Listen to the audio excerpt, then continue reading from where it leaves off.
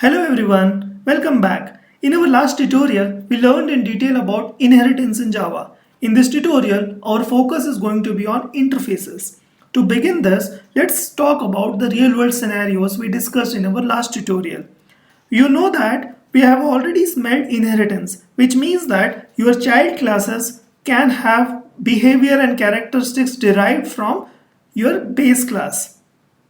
Just similar to how offsprings derive their characteristics, their look, their nature from parents.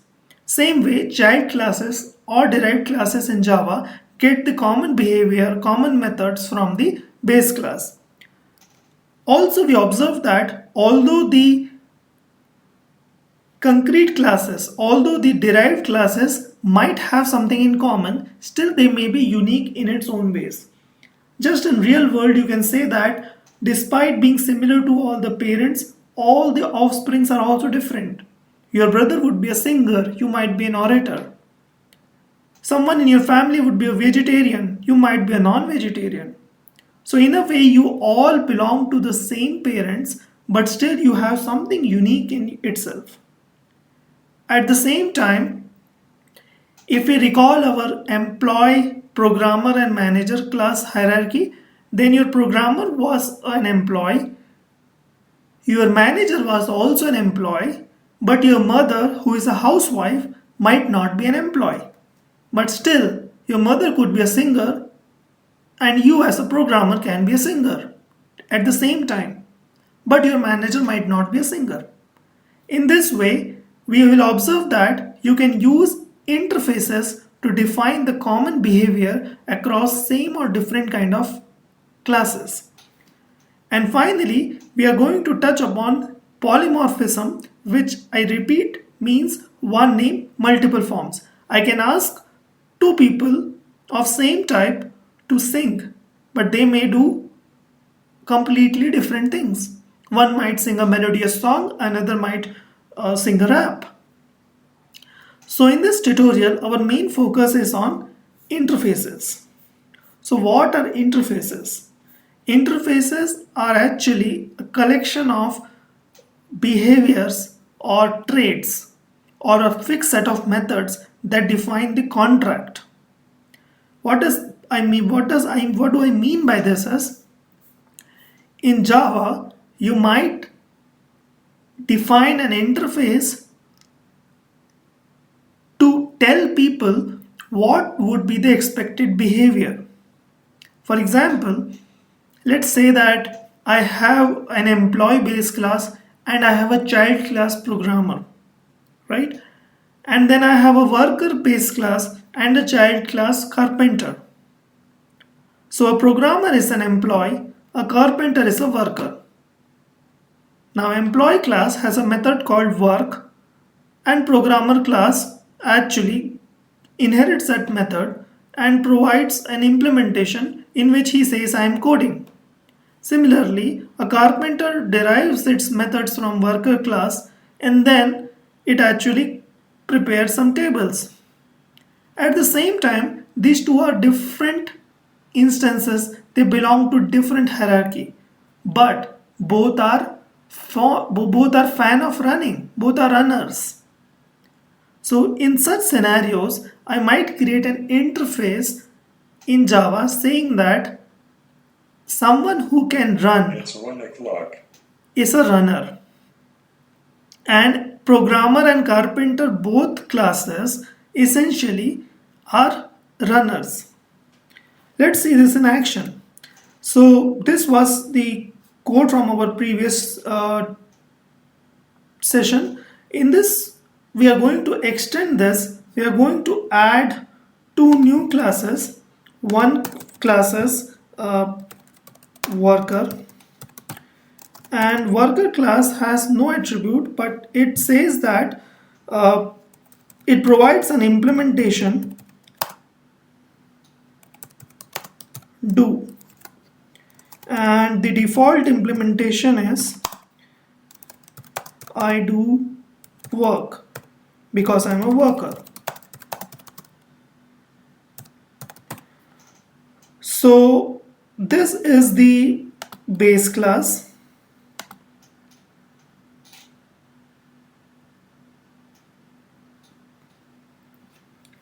And then let's say the method name is do work, and then we have a class carpenter who extends from the base class worker, and then all it does is it overrides this default behavior, and instead of saying that I do work because I'm a worker, this carpenter just says that I create table artifact.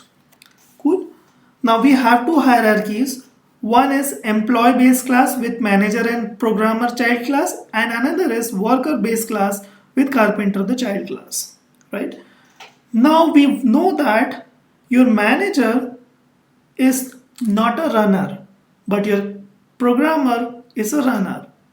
Right? So what we can do is I can define interface in Java using interface keyword.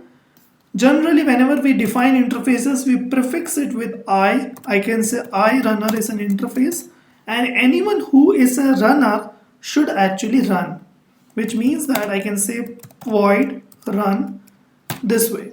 Now here I have defined an interface I runner.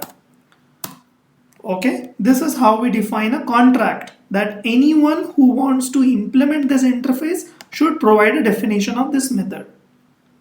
So I can say that a carpenter extends from this base class, but at the same time he implements iRunner interface. As soon as you do this, you will see, observe that your Eclipse IDE will tell that you have to add some unimplemented methods, and you provide a definition of runner, which means carpenter is running. Similarly, let's say that our programmer class also implements iRunner, and let's provide the unimplemented methods where we say that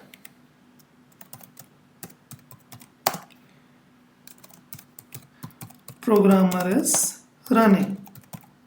Right? Now this way we are using the implementation of interfaces. Note that if you have some more interfaces, like one is runner, let's say there is another implementation which says that dancer. So we can say that someone dances also. Let's say a programmer is pretty cool programmer, and apart from running, he also dances. So we can say that programmer implements one more interface, dancer. And then we can provide the implementation. We can say that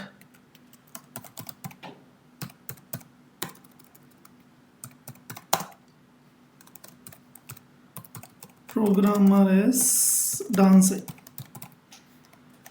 So understand that why we are using interfaces here. We are using interfaces here because they do not fit into the inheritance hierarchy, which means they do not expose the behavior which is common to all the classes, but it exposes some unique behavior across classes, right? And another important point to note is that a child class can extend only one base class in Java, but it can implement any number of interfaces which we can provide in a comma separated manner as shown here. Whatever interfaces you implement, you have to provide the definition of all those methods, right? So let's go back here and we will see that what are the essential features of interfaces. An interface establishes the expected behavior. It is promoting the flexibility in design, and it is making applications more manageable. Let's see how it is helping us. I can say that I have a dancer D1, and I will define this dancer in some way, and then I'm not telling you how I will define this dancer, but let's say that once I have a dancer, I can call dance method on that object because D1 is a dancer and dancer interface knows that the dancer can dance. So here now comes the magic. When I say that I dancer D1, I can provide this reference variable any instance who is a dancer and a programmer is a dancer. So I can say that my programmer P1, I will create a new hierarchy here, a new definition of a programmer. Let's say Mary, who is wife of Peter, who has same address and phone number, and she also knows Java. She's a dancer and she can dance. So let's run this. You will observe that Peter says that I'm a programmer, I can code. Mike is saying that I'm a manager, I manage a team of 4. But Mary is saying that I dance and the programmer is dancing. Now this is pretty interesting that whenever you are working with multiple teams, you can define the interfaces first and then the corresponding teammates can implement that interface and provide the definition. And then you can continue to work against the interfaces. You need not know that is D1 a programmer or is D1 something else. Let's understand this in more detail by doing irunner. I can say that irunner R1 is equal to another programmer, Jack, who is brother of Peter, so same address and phone number. He also knows Java, and I can say that R1 is R1.run. The .run method is available on R1 because irunner interface defines that. So you will observe that programmer is running gets printed here. At the same time, I can say that R1 is equal to new carpenter. And I can say that R1.run again.